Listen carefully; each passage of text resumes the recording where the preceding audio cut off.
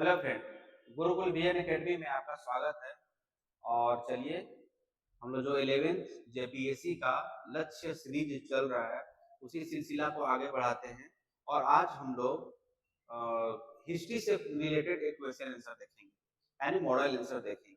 ठीक है, जैसा कि आप जान रहे हैं कि हम लोग का जो गुरुकुल बीएन एकेडमी जो डेडिकेटेड है उन छात्रों के लिए तो कहीं ना कहीं संसाधन के अभाव में एक बेटर एजुकेशन नहीं प्राप्त कर पा रहे हैं। और साथ ही साथ जो जेपीएससी में 40-50 हज़ार 60 हज़ार रुपया यानी हेवी अमाउंट में जो फी नहीं दे पा रहे हैं, उनके लिए एक छोटा सा प्रयास है हम लोग की तरफ से, शायद उन लोग को ये मदद करे। ठीक है, और जैसा आप जान रहे हैं ऑनलाइन बैच स्टार्ट हो गया है, तो चलिए हम लोग स्टार्ट करते हैं। आपका ऑफलाइन में आए, आप लोग अपना टेस्ट सीरीज दें, ऑफलाइन क्लासेस करें। ठीक है, तो चलिए हम लोग स्टार्ट करते हैं। आगे का आज का जो क्वेश्चन है उसी पे डायरेक्ट आते हैं। अभी लगातार आपको क्वेश्चन आंसर मिलता रहेगा, पर डे 2 से 3 क्वेश्चन आंसर मिलता रहेगा। आप लोग अपना पढ़ाई जारी रखें, साथ ही साथ ये जो क्वेश्चन हैं ये क्वेश्चन को लिखें आप, और इन क्वेश्चन को लिखकर अपना एक मॉडल सेट के रूप में आप लोग इसको देखें करें। ठीक है, तो देखिए फ्रेंड, एक टॉपिक है हम लोग का पल्लव की संस्कृति। ठीक है, पल्लव संस्कृति, वही उसी पे क्वेश्चन है, पूरा का पूरा टॉपिक उसी में है। ठीक है, पल्लवों की सांस्कृतिक विशेषता जो टॉपिक है उसी से रिलेटेड है। पूरा पूरा टॉपिक आपको इस क्वेश्चन आंसर के माध्यम से ही कंप्लीट हो जाएगा। ठीक है, पल्लवों की सांस्कृतिक उपलब्धियों की जानकारी प्रस्तुत करें। जानकारी, ठीक है, पल्लव संस्कृति की जानकारी उपलब्ध कराना के लिए बोल रहा है। ठीक है,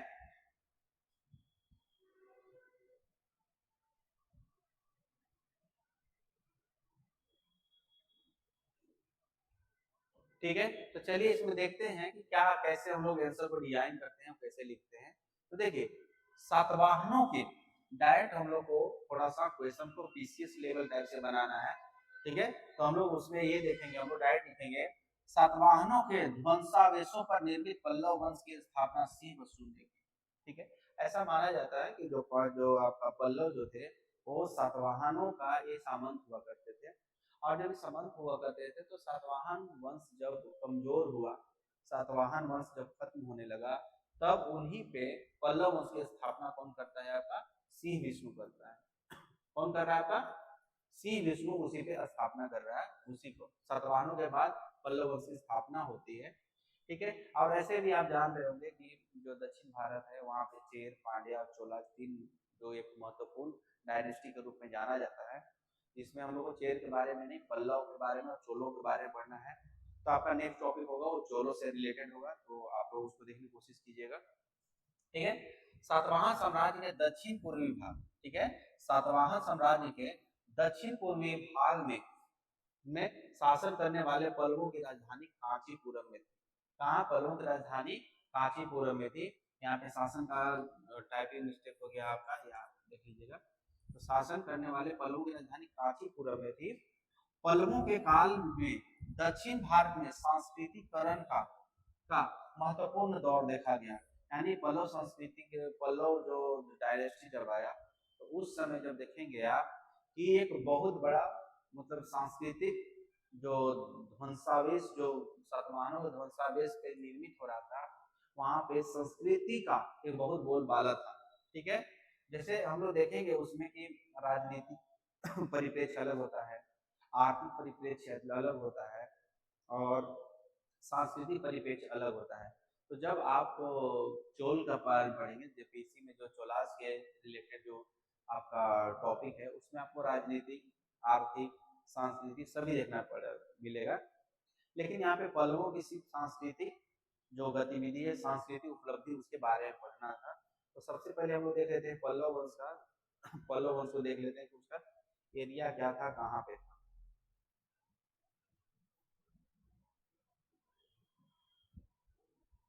देखिए, जो पल्लव जो लोग थे ना, ये इसी इसी एरिया में आपका संकेंद्रित थे। ठीक है, यानी कि ये जो भारत है, देखिए यहाँ पे आपका पल्लव वंश संकेंद्रित थे। इस तरीके से होगा, आगे हम लोग इसके बारे में पढ़ेंगे, देखेंगे।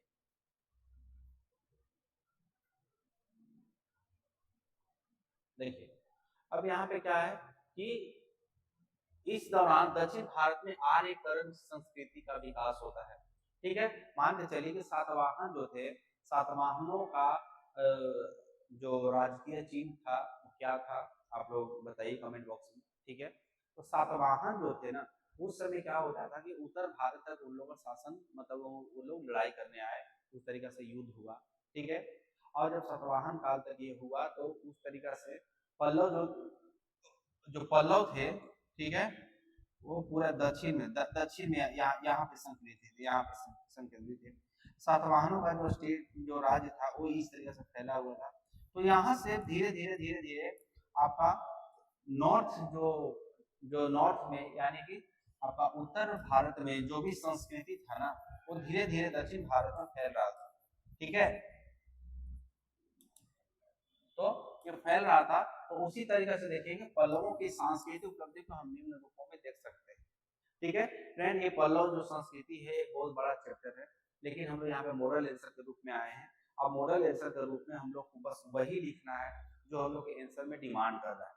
ठीक है, तो जब आप टॉपिक पढ़ना चाहेंगे तो जब इसको फुल फ्लेज टॉपिक पढ़ाया जाएगा उसमें ये होगा। लेकिन जैसा कि आप जान रहे एग्जाम का नेचर क्या है, कितना जल्दी एग्जाम लेने वाला है, उसी हिसाब से हम लोग बस क्वेश्चन आंसर के फॉर्मेट में चल रहे हैं।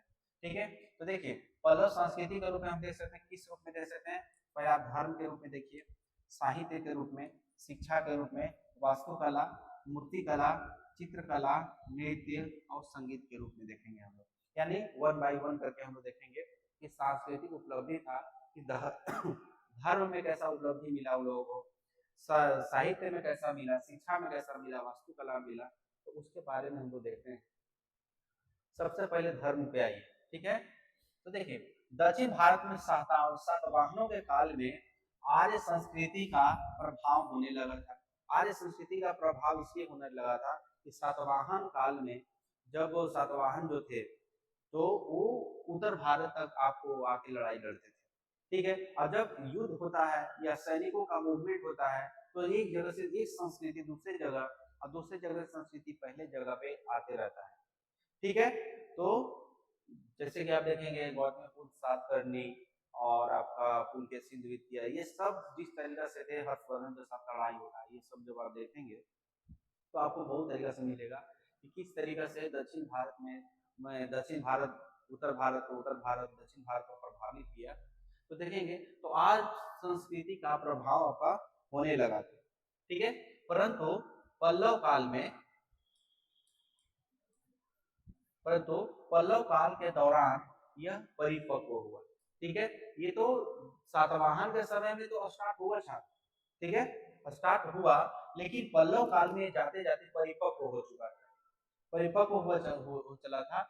आर्य संस्कृति के अंतर्गत ब्राह्मण, ठीक है, बौद्ध धर्म का, ब्राह्मण, जैन,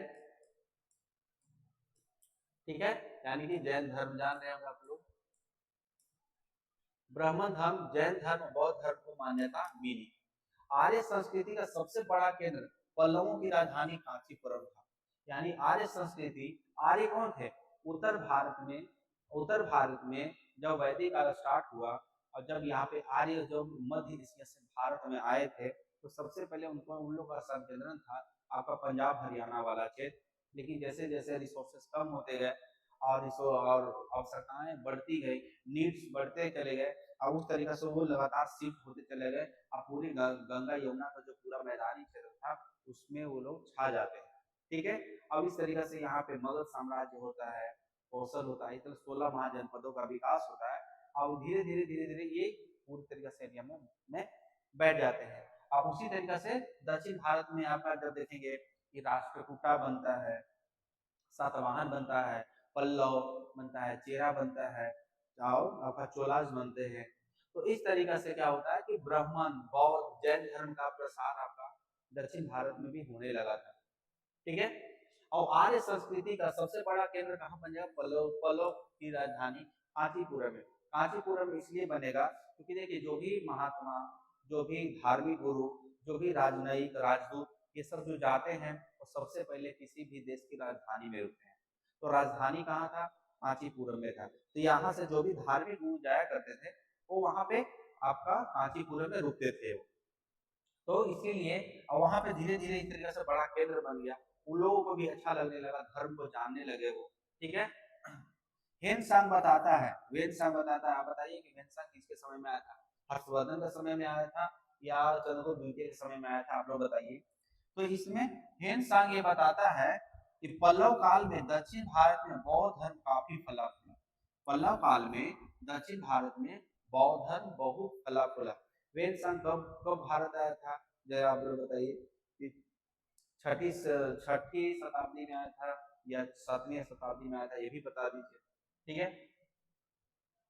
पल्लवों ने दो नए उपधर्मों यथा भागवत और पाशुपत धार्मिक संप्रदायों को प्रश्रय दिए। ठीक है। भागवत भागवत धर्म क्या था? जो विष्णु के उपासक थे, जो विष्णु की उपासना करते थे, उनको भागवत धर्म बोला गया। और पशुपत पाशुपत उनका हो गया, यानी पाशुपत संप्रदाय हो गया, जो शैव की पूजा करते थे, जो शिव भगवान को मानते थे, वो आपका पाशुपत संप्रदाय होगा। तो भागवत और पाशुपत दो संप्रदायों का उदय होता है यहाँ पे। ठीक है, उदय होता है, उनको प्रश्रय दिए, वो लोग प्रश्रय देना यानी संरक्षण दिए, राज्य का संरक्षण मिला। पल्लव काल में अधिकतर तमिल लोगों ने उत्तर के इन्हीं संप्रदायों को अपनाया। ठीक है। तो जी देखिए, धर्म होता है ना, वो धर्म एक ग्रेजुअल डेवलपमेंट होता है। ठीक है। जैसे भारत में ईसाई धर्म नहीं था, लेकिन जब अंग्रेज आए, जब 1813 का जब अधिनियम आता है, तो 1813 के अधिनियम में आपको क्रिश्चियन धर्म का आपका प्रचार का उसमें प्रावधान किया जाता है, प्रावधान किया जाता है। तो जब आप देखेंगे धीरे धीरे आते हैं, वहां से जो जीसस आते हैं, मतलब वहां पे जो प्रीस्ट होते हैं वो आते हैं, पादरी आते हैं, वो धीरे धीरे वो ग्रेजुअल डेवलपमेंट के साथ में ईसाई धर्म होता है, में बढ़ता है। और झारखंड में ही देखेंगे आदिवासियों का ईसाईकरण किया जाता है, उसी के लिए देखिए कितना बड़ा विद्रोह हो जाता है, मुंडा विद्रोह होता है। ठीक है ना। तो देखिए उसी तरीका से तो भागवत और पशुपत, ब्राह्मण, जैन, आपका बौद्ध धर्म, इस तरीका से वहां पे आपका स्टार्ट हो जाता है आना। ठीक है। तो उत्तर भारत के जो संप्रदाय थे, वो भागवत और पशुपत था, इनको लोग ज्यादा मानने लगते हैं, अडॉप्ट कर लेते हैं। ठीक है। तो इस तरीका से आपका धर्म में आप अगर आप इतना भी लिख देते हैं, अगर आपको इतना भी याद है, उतना भी लिख देते हैं, तो एक नोट्स बन गया आपका, और इसमें आप अच्छा मार्क्स दे सकते हैं। अगर सांस्कृतिक उपलब्धि आ जाए ना फ्रेंड, अब जितना इसमें करवाया हुआ है, अगर उतना भी आप कर देते हैं, तो आपको एक सफिशिएंट, एक सम्मानजनक मार्क्स मिल सकता है। ठीक है। साहित्य के बारे में हम देखते हैं, साहित्य के बारे में देखते हैं। इसीलिए देखिए आपको बहुत 3 4 पॉइंट करके आपको, क्योंकि जब आप पल्लवों की सांस्कृतिक उपलब्धि के बारे में अगर क्वेश्चन पूछ दिया ना, तो आपके पास 400 500 वर्ड लिखने के लिए उतना ज्यादा नहीं लिख सकते हैं। आप उतना लिखने के लिए अगर आप इस तरीके से क्वेश्चन को डिजाइन कर देते हैं, अलग अलग पार्ट वाइज अगर बांट देते हैं ना, तो फिर आपको अच्छा मार्क्स मिल सकता है। तो साहित्य में देखेंगे कि प्रारंभ में साहित्य रचना संस्कृत में हुई, परंतु बाद में तमिल में हो गया। ठीक है। पहले में संस्कृत में होता था, लेकिन तमिल भाषा का आविष्कार हुआ। ठीक है।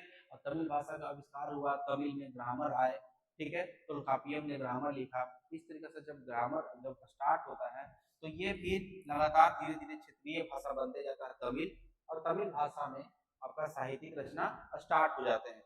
और जब साहित्यिक रचना स्टार्ट हो जाएंगे, तो तमिल में आपका ग्रंथ लिखाना स्टार्ट हो जाता है। अब देखेंगे आप लोग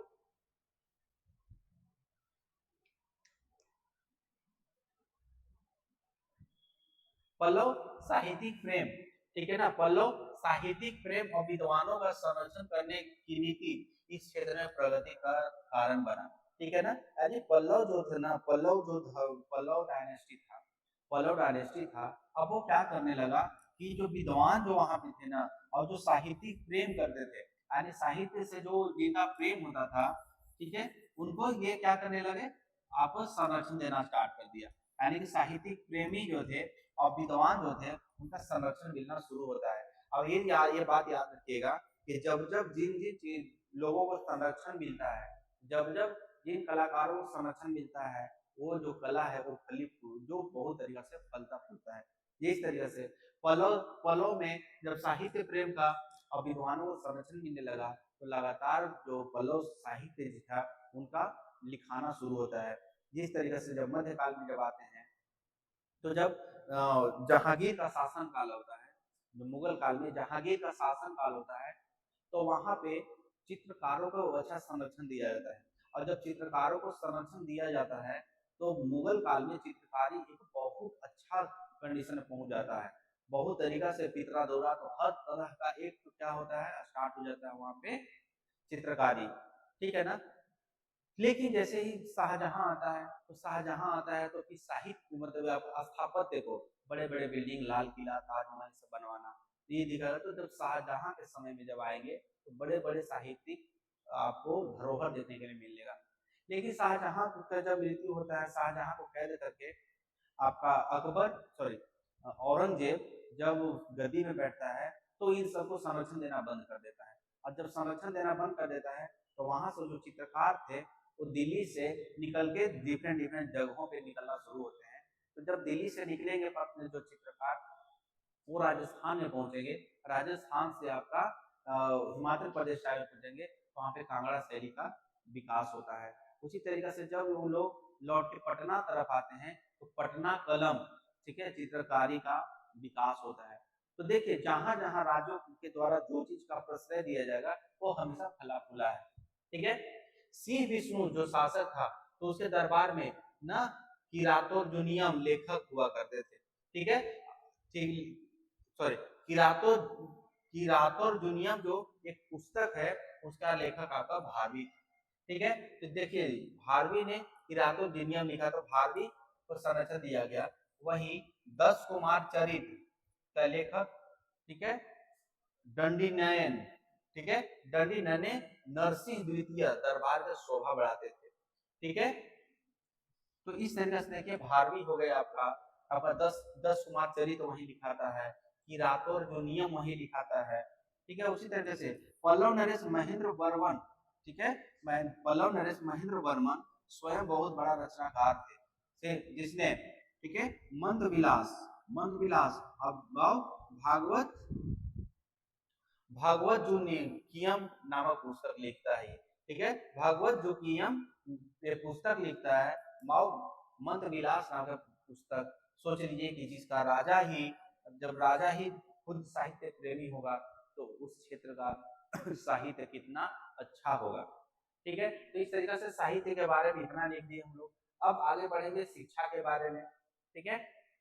तो आर्य संस्कृति का प्रभाव पल्लव राज के राजकीय भाषा के रूप में संस्कृत विकसित हुआ। क्यों? क्योंकि संस्कृत विकसित हुआ। संस्कृत के बारे में ऐसा क्यों बोल रहा है?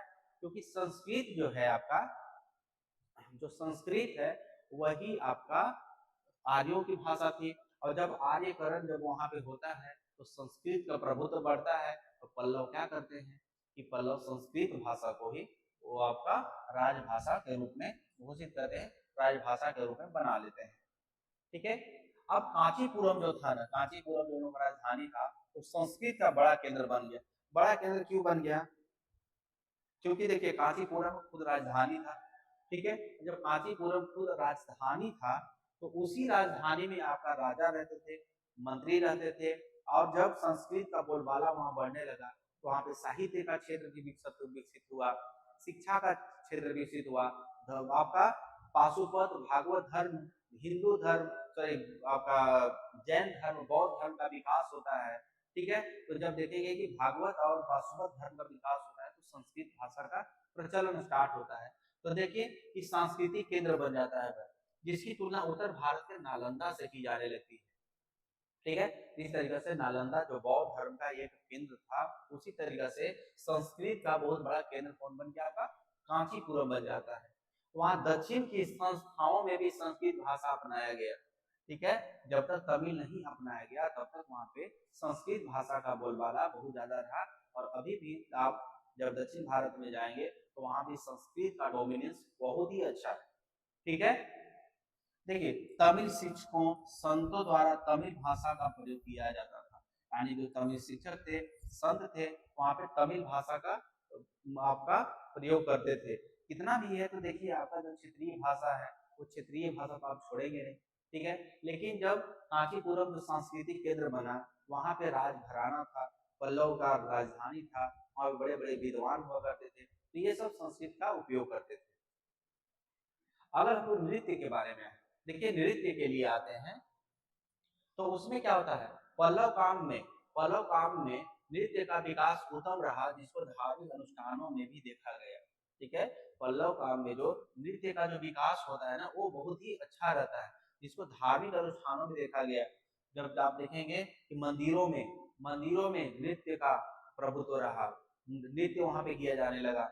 अब इसी नृत्य से आपको आगे चल के डिफरेंट डिफरेंट, जैसे कि आप देखेंगे आगे इसमें लिखा हुआ आपको मिलेगा कि देखिए भरतनाट्यम, आगे देखते हैं अगला टॉपिक, यानी कि नृत्य का विकास उत्तम रहा, जिसे धार्मिक अनुष्ठानों में भी देखा गया। धार्मिक अनुष्ठान यज्ञ हो रहा है, वहां पे भी आपका देखेंगे कि जो नृत्य होता है, शास्त्रीय नृत्य होता है, वो किया जाता था, मंदिरों में किया जाता था। ठीक है, भारतनाट्य शास्त्र सिद्धांतों के अनुसार, भरतनाट्य है तो शास्त्र के सिद्धांत अनुसार नृत्य का विकास यहाँ पे देखा जाता है। वहीं पे वर्तमान काल में पल्लव मंदिरों के भित्ति चित्रों पर नृत्य मुद्राओं से उस काल का नृत्य कला को विकसित किया गया है। यानी कि जो पल्लवकालीन मंदिर थे, उस मंदिर के दीवारों पे जब आप देखेंगे तो वहां पे नृत्य का आपका फिगर बनाया हुआ, नृत्य का चित्र बनाया गया है। और जब नृत्य का चित्र बनाया जाएगा तो आप कुछ समझ सकते हैं कि वहां पे ये पता चलता है उसे कि पल्लव काल में नृत्य का कितना बड़ा मतलब योगदान रहा होगा, अंदाजा लगाया जा सकता है। वर्तमान समय में जो दक्षिण भारत का जो सुप्रसिद्ध नृत्य है, जैसे भरतनाट्यम हो गया, कथकली हो गया, आपका यहाँ पे कुचिपुड़ी हो गया, मोहिनी अट्टम हो गया, इन सब का विकास जो है पल्लव संस्कृति को ही माना जाता है, अर्थात जड़ यहीं से विकसित हुआ। क्यों? क्योंकि वहां पे जो धार्मिक अनुष्ठान था, मंदिर था, वहां पे हमेशा शास्त्रीय संगीत हुआ करता था, और उसी शास्त्रीय संस्कृत से आपका भरतनाट्यम, कथकली, कथकली, आपका मोहिनी अट्टम, कुचिपुड़ी, ये सब का विकास होता है। ठीक है, तो नृत्य के बारे में देख लिए। अब आते हैं संगीत के बारे में, देखते हैं संगीत के बारे में देखते हैं कि जो द्रविड़ संस्कृति की शुरुआत संगीतमय जीवन के रूप में विकसित हुआ। ठीक है, द्रविड़ संस्कृति में संगीत का बहुत बड़ा रोल रहा। वाद्य और गायन संगीत दोनों प्रकार के संगीत को भी विकसित किया गया है। ठीक है, उसी तरीके से तमिल संतों ने धार्मिक गान, याद रखिएगा, धार्मिक गान और संगीत को लोकप्रिय बनाया। ठीक है, जो धार्मिक अनुष्ठानों, मंदिरों में वादन संस्कृति के सामान्य लक्षण बन गया। अभी भी जब आप साउथ की मूवी देखते हैं तो आप मंदिरों में शास्त्रीय संगीत आपको हमेशा होता है। और जब देखेंगे उत्तर भारत में देखेंगे तो कथक हो गया, शास्त्रीय हो गया, ये सब हो गया, उड़िया हो गया। तो इस तरीके से हमारे पास जो 7-8 जो भी शास्त्रीय संगीत मतलब कि नृत्य है, वहां पे आप देखेंगे कि चार चार पांच जैसे हो गया आपका भरतनाट्यम हो गया, कुचिपुड़ी हो गया, मोहिनी अट्टम हो गया। ठीक है, उसी तरीके से आपका और कौन सा था, कुचिपुड़ी देखो, मोहिनी अट्टम हो ही गया, भरतनाट्यम, कथकली हो गया। तो ये सब जब आप देखेंगे दक्षिण भारत में बहुत ज्यादा डोमिनेटेड है, और आज भी इसका डोमिनेंस हमेशा बना हुआ है। जैसे कि भारत का कथक जो नृत्य है उत्तर प्रदेश का, शास्त्रीय जो असम का है, जो ओडिसी जो है उड़ीसा का है, तो ये सब अपना प्रभुत्व बनाए हुए हैं। उसी तरीके से अगर वास्तुकला के बारे में देखें तो हो सकता है कि सांस्कृतिक उपलब्धि में आपको एक पर्टिकुलर टॉपिक के रूप में ही या पर्टिकुलर क्वेश्चन के रूप में ही वास्तुकला से रिलेटेड दे दिया कि पल्लवकालीन वास्तुकला का सांस्कृतिक विशेषता बताए। ठीक है, तो उसके बारे में अगर आपको पूछता है तो आपको इस तरीके से अच्छा से पढ़ लेना है, इतना काफी है। ठीक है, पल्लव काल के स्थापत्य कला की शुरुआत आरंभिक काल में, ठीक है, शुरुआत आरंभिक चरण से माना जाता है, आरंभिक चरण से ही माना जाता है। और निश्चित रूप से द्रविड़ मंदिर स्थापत्य कला का विकास होता है। ठीक है, वास्तुकला में द्रविड़ मंदिर स्थापत्य कला का विकास होता है। उसमें देखेंगे द्रविड़ स्थापत्य कला क्या होता है, उसमें देख लीजिए आप लोग, सबसे पहले वही देख लेते हैं कि द्रविड़ जो मंदिर होता है वो कैसा होता था, उसके बारे में देख लीजिए। देखिए, आपको ये पता होगा कि जो मंदिर का जो है भारत में 3 शैली, मंदिर का 3 शैली है। ठीक है, एक आपका है आपका नागर शैली है,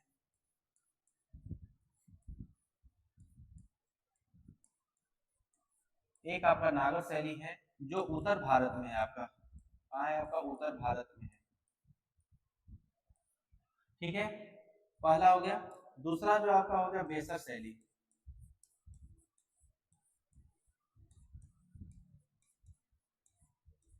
आपका बेसर शैली ये आपका कर्नाटक या मध्य भारत में कर सकते हैं, ठीक है। कर्नाटका वाला क्षेत्र में, कर्नाटका वाला क्षेत्र में आपको बेसर शैली देखने को मिलेगा। अब ये आपका हो गया द्रविड़ शैली, ठीक है, ये आपका हो गया द्रविड़ शैली, तो दक्षिण भारत में मिलता है, ठीक है। तो इस तरीके से जब देखेंगे द्रविड़ शैली जो होता है वो पिरामिड टाइप से, देखिए इस तरीके से पिरामिड टाइप से ये होता है, ठीक है, उस तरीके से होता है। उसका जो सबसे ऊपर जो होता है, ठीक है, इसको हम लोग आमलक बोलते हैं, आमलक, आमलका बोलते हैं, जिसको शिखर बोलते हैं, हम लोग शिखर बोलते हैं, इसको हम लोग आमलक भी बोलते हैं, ठीक है। ये वाला जो जो मेन बॉडी जो होता है मंदिर का, ये वाला बॉडी जो होता है उसको विमान बोलते हैं, विमान बोलते हैं, याद रखिएगा क्या, विमान। अब ये पीक का जब आप बनाते हैं तो समझ लीजिए कि 2 से 3 नंबर आपका पीक का अलग से मिलता है, ठीक है ना। तो क्वेश्चन को बूस्ट करना है तो इस तरीके का पीक आपको बनाना चाहिए, ठीक है। देखिए यहाँ पे हो गया। अब ये जो आपका जो हो गया मंदिर का इतना हो गया, तो मान के चलिए कि ये ढलाई किया हुआ ऊपर से। अब ये जो है आपका वो अंदर का प्रांगण हो गया, ठीक है, अंदर का जो बरामदा होता है वो, अब इसी में का गर्भगृह होता है, ठीक है, आपका गर्भगृह होता है, जहाँ पे देवता रखे जाते हैं, जहाँ पे मूर्ति रखी होती है उसको गर्भगृह बोलते हैं। और गर्भगृह के बाहर एक लंबा सा, देखिए एक आपका बरामदा टाइप से, हॉल टाइप से रहता है, उसको मंडप बोलते हैं, उसको हम लोग क्या बोलते हैं, मंडपा बोलते हैं, मंडपा बोलते हैं। और ये देखिए आपका नंदी का, ठीक है, जो शिव जी का सवारी है नंदी, ठीक है, तो नंदी का यहाँ पे प्रतिमा आपको देखने के लिए मिलेगा, ठीक है, नंदी के प्रतिमा। और जब दूर जाएंगे तो यही आपका गोपुरम है, यानी कि जो दरवाजा मिलता है उसी दरवाजा को हम लोग क्या बोलते हैं, गोपुरम बोलते हैं, गोपुरम बोलते हैं। तो ये देखिए आपका द्रविड़ शैली का ये आपका मंदिर का स्ट्रक्चर है, ठीक है। तो मंदिर का स्ट्रक्चर है। तो पल्लव काल में ना 3 चरण में जो मंदिर जो विकसित हुआ वो 3 चरणों में विकसित हुआ। वो 3 चरण कौन कौन से विकसित हुए, चलिए देखते हैं। सबसे पहले तो महेंद्र शैली विकसित हुआ, फिर मामल शैली और फिर अपराजित शैली आपका विकसित होता है। यानी कि जो मंदिर का जो स्थापत्य जो था वो चरण वाइज, मतलब शासकों के अनुरूप, जैसे जैसे शासकों ने उसमें कुछ डेवलप किया उसी तरीका से उसका नाम अलग अलग बढ़ते चला गया और उसी रूप से बढ़ता चला गया। तो जब पहला देखेंगे आप तो महेंद्र शैली था, पहला कौन था, महेंद्र शैली था। तो पल्लव कालीन स्थापत्य शैली का विकास माना जाता है, ठीक है। तो महेंद्र शैली जो होता है पल्लव कालीन स्थापत्य शैली का विकास माना जाता है, क्योंकि यहीं से स्थापत्य कला का शुरुआत होता है, महेंद्र वर्मन ने करता है, ठीक है, महेंद्र वर्मन करता है, ठीक है। तो इस शैली का विकास 600 से लेकर 625 ठीक है, ईस्वी तक होता है, ठीक है, 600 से 625 ईस्वी के बीच में होता है, यानी 25 वर्षों के बीच में होता है। इस शैली के मंदिरों का विकास मुख्य रूप से चट्टानों को काटकर या तराश कर उसको किया जाता है। मान के चलिए कि पूरा का पूरा ये चट्टान है, इसी चट्टान को काट कर एक प्रतिमा बना दिया गया, ठीक है, एक प्रतिमा बना दिया गया। अब इसी के आपका मंदिर मंदिर बना दिया गया, यानी पूरा का पूरा बिल्डिंग को काट कर ही आपका प्रतिमा बना दिया गया, ठीक है। आपका जो आगे आके आपका मामल शैली आया, मामल शैली आया, ठीक है, मामल शैली आया। तो इसमें जब देखेंगे आप तो महेंद्र शैली का ही अगला चरण माना जाता है। 25 साल तक महेंद्र शैली चलता है, लेकिन उसके बाद आपका मामल शैली आ जाता है, ठीक है। जब मामल शैली आता है तो नरसिंह वर्मन प्रथम के द्वारा इसका विकास किया जाता है, तो नरसिंह वर्मन प्रथम के द्वारा विकास किया जाता है। तो मामल जो आपका महेंद्र शैली था उसको आगे बढ़ाया जाता है। इसमें क्या किया जाता है कि शैल में मुक्त रूप से खड़े एक ही चट्टान से निर्मित मंदिर की शैलियां बना दी गई। मान के चलिए कि एक पूरा का पूरा चट्टान है, पूरा पूरा चट्टान है, चट्टान को काट के एक अलग मूर्ति ही बना दिया गया, अलग मूर्ति ही बना दिया गया और उसी चट्टान को काट कर ही बनाया गया, ठीक है। तो महेंद्र वर्मन इसका उत्कृष्ट काल माना जाता है, ठीक है। इस शैली की पहचान महाबलीपुरम का विशाल चट्टान को काटकर रथ मंदिरों का निर्माण किया गया। जब आप जाएंगे तो रथ मंदिर आपको देखने के लिए मिलेगा, तो उसमें सप्त पैगोड़ा का विकास किया गया। सप्त पैगोड़ा में 7 मंदिर है, जिसमें पांडव पुत्रों का और द्रौपदी और गणेश जी का रथ आपको देखने को मिला। पांडव पुत्र कितना थे? 5। तो 5 आपका इसमें रथ मिल गया पांडवों का। एक एक हो गया आपका, छठा रथ हो गया आपका द्रौपदी का, और 7वां रथ हो गया आपका गणेश जी का हो गया। ठीक है, जिसमें जो युधिष्ठिर जो रथ है, युधिष्ठिर रथ जो है वो सबसे बड़ा है और द्रौपदी रथ जो है वो सबसे छोटा है। बस आपको इतना लिखने की जरूरी है, इतना बहुत ज्यादा है। ठीक है फ्रेंड, तो चलिए आगे इसका आगे बढ़ते हैं हम लोग।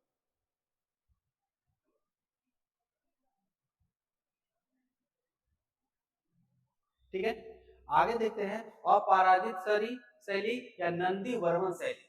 नंदी वर्मन शैली, इसे राजसी शैली भी कहा जाता है, इसको राजसी शैली भी कहा जाता है। इस दौरान में ये प्रमुख मंदिरों, ठीक है, कांची के कैलाश मंदिर और बैकुंठ पेरुमल मंदिर एवं महाबलीपुरम तटीय मंदिर का आपको नमूना देखने के लिए मिलता है। इस तरीका से जब आपको पूछेगा कैलाश मंदिर, कांचीपुरम का कैलाश मंदिर कब बनाया गया, तो नंदी वर्मन ने बनवाया था। ठीक है, नंदी वर्मन शैली को बोला जाता है। कैलाश मंदिर हो गया, बैकुंठ मंदिर हो गया, महाबलीपुरम, ठीक है, तटीय मंदिर। जब आप देखेंगे इसको जाएंगे तो महाबलीपुरम तटीय मंदिर तो समुद्र के किनारे, ये एकदम समुद्र के किनारे। ठीक है, उसी तरीके से कैलाश मंदिर का निर्माण द्रविड़ स्थापत्य कला का विकास माना जाता है। ठीक है, यानी कि कैलाश मंदिर जो बनता है उसमें द्रविड़ स्थापत्य का आपका बोला जाता है कि द्रविड़ इस रूप में, देखिए कैलाश मंदिर का रूप में होता है वो पूरा पूरा ये द्रविड़ीय शैली में बनाया जाता है। अब बोला जाता है कैलाश मंदिर का जो निर्माण होता है वहीं से द्रविड़ शैली का निर्माण होता है, वहीं से द्रविड़ शैली स्थापत्य का विकास होता है, जो पिरामिड टाइप से रहता है। पिरामिड तो आप लोग देख रहे हैं ना, उसी तरीका से, यानी नीचे चौड़ा ऊपर आपको पतला होते जाता है। उसी तरीके से देखिए आप चित्रकला शैली के बारे में देखिए, चित्रकला देखेंगे आप लोग कि पल्लव काल में चित्रकला किस तरीके से विकसित होता है। देखिए पल्लव मूर्ति कला स्थापत्य कला का विकास और क्षैतिज विकास के रूप में हुआ है। ठीक है ना, पल्लव मूर्ति कला स्थापत्य का विकास क्षैतिज विकास के रूप में हुआ है, जिसकी रेखा आकृति प्रमुख विशेषता रही और सजावट की कमी देखी गई। ठीक है, सजावट की कमी देखी गई, यानी कि रेखाकार, मान के चलिए कोई भी चित्रकारी हुआ तो उसमें रेखा का अभाव, प्रभाव ज्यादा देखेंगे मिलेगा आपको, लेकिन सजावट आपको कम किया गया है, सजावट कम किया गया है। उसी तरीके से पल्लव कालीन जो मूर्ति कला जो होता है, जो ममलपुर में पाया जाता है, इसमें सर्वाधिक सुंदर गंगा के अवतरण की उभार नकाशी, यानी गंगा के अवतरण की उभार नकाशी किसके द्वारा किया गया था? पल्लव संस्कृति का ये देन है, पल्लव संस्कृति का देन है। उसी तरह से पल्लव कालीन मूर्ति कला एक महत्वपूर्ण विशेषता है, इसे अलौकिक शक्तियों का बोध माना जाता है। माना जाता है कि मान के चलिए अलौकिक शक्तियां उन्हें कहा जाता है जो एक ऐसी शक्ति हो जो किसी न किसी गॉड गिफ्टेड हो या वो अपने आप में यूनिक हो। तो जो अलौकिक शक्तियां, जो जादू टोना टोटका जो करते हैं उसमें अलौकिक शक्तियां उसको माना जाता है। तो पल्लव कालीन जो मूर्ति कला जो था ना, तो वहां पे अलौकिक शक्तियों का बोध उसमें देखने को मिलता है। ठीक है, आगे का हम लोग चित्रकला देखते हैं कि किस तरीके से था उसका। आगे का देखते हैं मंदिरों में। देखिए पल्लव कालीन मंदिरों के भित्ति चित्र सामान्य रूप से, ठीक है,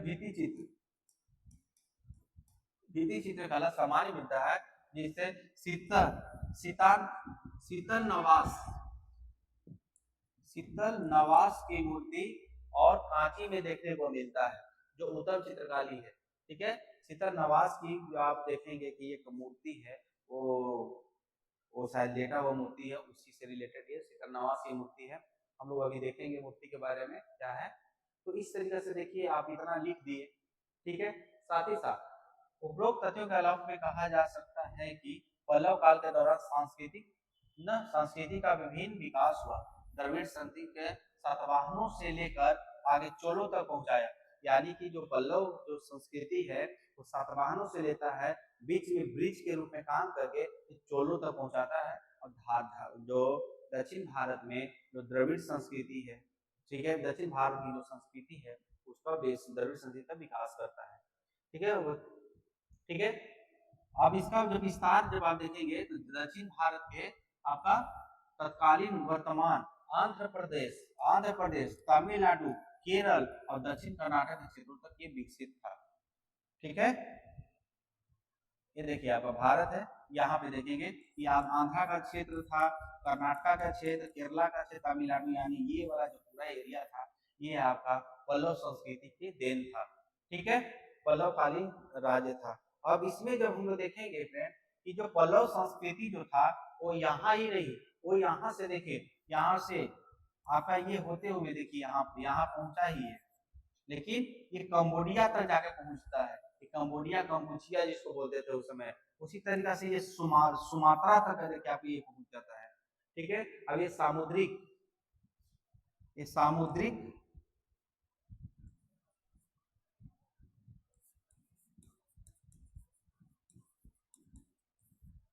ये आपका सामुद्रिक विस्तार यहाँ पे ये लोग करता है, पल्लव करते हैं। जैसे कि देखिएगा आपका इनका जो आप पहुंच देखेंगे, बताया कि ये सुमात्रा तक पहुंचते हैं और कंबोचिया तक पहुंचते हैं। अब यहाँ भी आपका व्यापारिक संबंध, मैत्री संबंध करते हैं और इसका पहचान दोनों स्थानों पर सांस्कृतिक आदान प्रदान होता है। ठीक है, जैसे कि आपको बताया कि आर्य संस्कृति का विकास आपको दक्षिण भारत में होता है पल्लव के शासन काल में।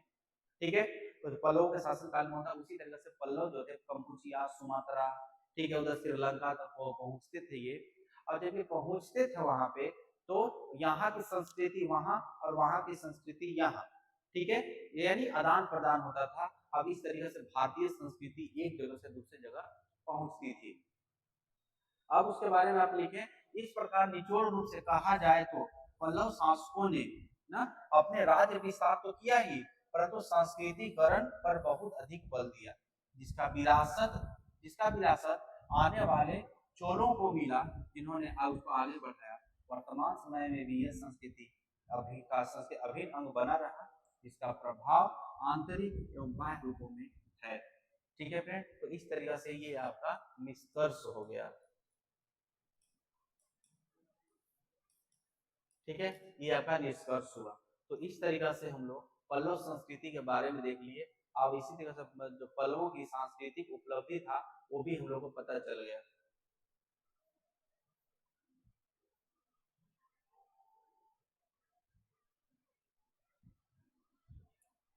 ठीक है, तो फ्रेंड आप एक काम कीजिएगा कि इस इक्वेशन को आप लोग एक बार लिखिए, इक्वेशन को देखिए, लिखिए, अपने आंसर क्वेश्चन अपने अकॉर्डिंग आंसर लिखिए और उसका अपने आप में चेक करके इसके बाद इस मॉडल आंसर से मिलाइए। अब कहीं ना कहीं आपको यहाँ से कुछ ना कुछ लाभ मिलेगा।